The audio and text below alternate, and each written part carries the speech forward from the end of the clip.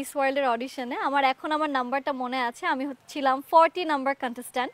ওখানে সবাইকে দেখে আমি ভাবলাম যে ওয়াও, শুধু আমি একাই না, এখানে আরো অনেক অনেক অনেক মানুষ আছেন, অনেক ট্যালেন্টেড মানুষ আছেন।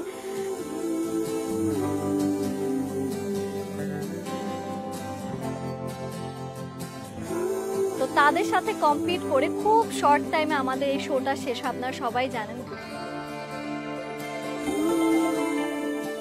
ওইখান থেকে টপ 18 সিলেক্ট করে তারপর আমাদেরকে নিয়ে আসা হয় মানাবেতে। অ্যান্ড মানাবেতে আমাদের আরো অনেক কম্পিটিশন, অনেক টাস্ক, অনেক কিছুর মাঝখানে আমাদেরকে ওখান থেকে সিলেক্ট করা হয় টপ 10। টপ 10-এ আসার জার্নিটা কিন্তু খুব বেশি একটা সহজ ছিল সেটা আমি বলবো না, কারণ আমার আশেপাশে এমন অনেকেই ছিল যারা ছিল আগে থেকেই র্যাম্প মডেল, আগে থেকেই মডেলিং করছে, তাদের ফটোশ্যুট করার এক্সপিরিয়েন্স, তাদের হাঁটার এক্সপিরিয়েন্স অন্যরকম ছিল।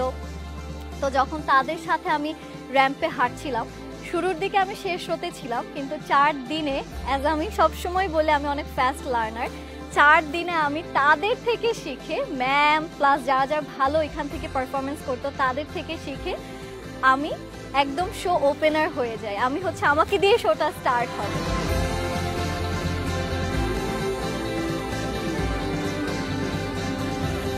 তো ওই কনফিডেন্সটা এখান থেকে যখন এখানে আসে তখন আমার কাছে মনে হয় যে না, আমি চাইলে ক্রাউনটাও আমার মাথায় নিয়ে যেতে পারবো। তো যেদিন আমাদের ফাইনালটা ছিল সেদিন অনেকে অনেক নার্ভাস ছিল। আমি অনেককে জিজ্ঞেস করছিলাম যে কেমন লাগছে, সবার অ্যান্সার একটাই ছিল, নার্ভাস লাগছে, জানি না কি হবে, ভুল করলে, বা ওইখানে পানি ছিল তো যে পানিতে পড়ে যায়, এরকম অনেক আমরা ভয় পাচ্ছিলাম। আমি জানি না কেন আমার একদমই নার্ভাস লাগছিল না। আমার মনে হচ্ছিল যে ছোটবেলা থেকে এই জায়গাতে আমি আসতে চেয়েছি, আজকে ফাইনালি আমি সেই স্টেজে, এত লাইটস, এত বড় স্ক্রিন পিছনে, আমাদেরকে দেখা যাচ্ছে মাইক সামনে।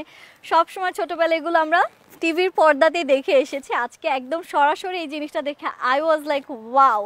আজকের দিনটা আমি যত পরিমাণ পারি হারি জিতি খালি মজা করব, উপভোগ করব, অ্যান্ড সুন্দর করে আমরা নিজেদেরকে প্রেজেন্ট করি, আমরা যেসব কোয়েশ্চেন আমাদেরকে জিজ্ঞেস করা হয় সেগুলোর অ্যান্সার করি।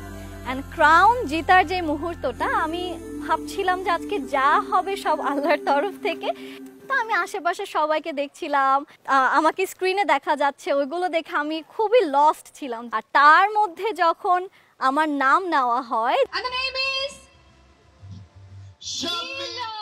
নীলা, শাম্মী, দুইটা নামই স্টেজে আসে। তা আমি একটু কনফিউজড হয়ে যাই, বিকজ আমাদের এখানে আরও একটা নীলাঞ্জনা ছিল। পরে আমাকে আপু বলছিলেন, আমাদের যে হোস্ট আপু ছিলেন, তুমি এদিকে আসো। তারপর আই ওয়াজ লাইক ওয়াও, আমি উইনার। তারপর আমি গেলাম, খুব অল্প সময়ের মধ্যে ক্রাউন পরা হয়ে গেল, স্যাশে পরা হয়ে গেল।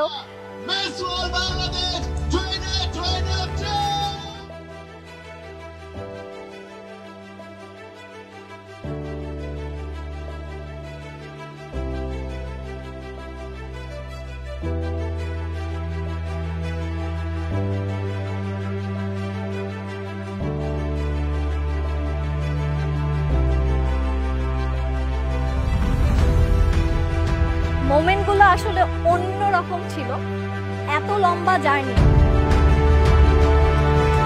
First of all video creator থেকে লাইভ প্রেজেন্টার হওয়া, লাইভ প্রেজেন্টার থেকে ইনফ্লুয়েন্সার হওয়া, ইনফ্লুয়েন্সার থেকে ব্র্যান্ড অ্যাম্বাসিডার হওয়া, ব্র্যান্ড অ্যাম্বাসিডার থেকে আজকে মিস ওয়ার্ল্ড বাংলাদেশে আসা। জার্নিটা আসলে মনে হয় যে অনেক ছোট। সবসময় ছোটবেলায় নিজেকে আয়নার সামনে দাঁড়িয়ে বলতাম মিস ওয়ার্ল্ড হচ্ছে নীলা, আর আমার বাবা খুব সুন্দর করে তালিও দিত। তো আজকে মানুষ তালি দিচ্ছে আমার জন্য, কিন্তু আমার বাবা বেঁচে নেই, কিন্তু তার দোয়া আছে দেখে আজকে আমি এখানে দাঁড়িয়ে আপনাদের সবার সাথে কথা বলতে পারছি। আমার ভয়েসটা আপনাদের কাছে ম্যাটার করছে। সব কিছুর অনেক লম্বা লম্বা স্টোরি আছে, এগুলো হয়তো অন্য কোনো একদিন আপনাদের সাথে শেয়ার করব। আর হ্যাঁ, এখন যেহেতু আমি বাংলাদেশের বাইরে ইন্টারন্যাশনাল লেভেলে পারফর্ম করতে যাচ্ছি, অবশ্যই আমার দেশের জন্য আমি বেস্টটা দিয়ে আসার চেষ্টা করব। আর আমি আমার দেশের মানুষের থেকে এতটুকুই চাবো যে আমাকে প্লিজ আপনাদের সবার দোয়ায় রাখবেন, যাতে এবার আমি মুকুটটা বাংলাদেশে নিয়ে আসতে পারি অ্যান্ড বাংলাদেশের জন্য ভালো কিছু করতে পারি। আর দোয়া চাচ্ছি, কারণ বাংলাদেশে এটা আগে কখনো হয় না। আমি চাই যে আমাদের দেশে এমন একটা মাইলেজ আমি সেট করে দিতে, যেখানে আমাদের দেশের মেয়েরা ভাবে যে নীলা পেরেছে আমরাও পারব, আপু পেরেছে আমরা আরো ভালো পারব। তো আপনারা সবাই দোয়া করবেন যাতে আমি একটা সাকসেসফুল জার্নি ওইখানে শেষ করে আপনাদের সবার সাথে আবার সুন্দর করে দেখা করতে পারি। ধন্যবাদ।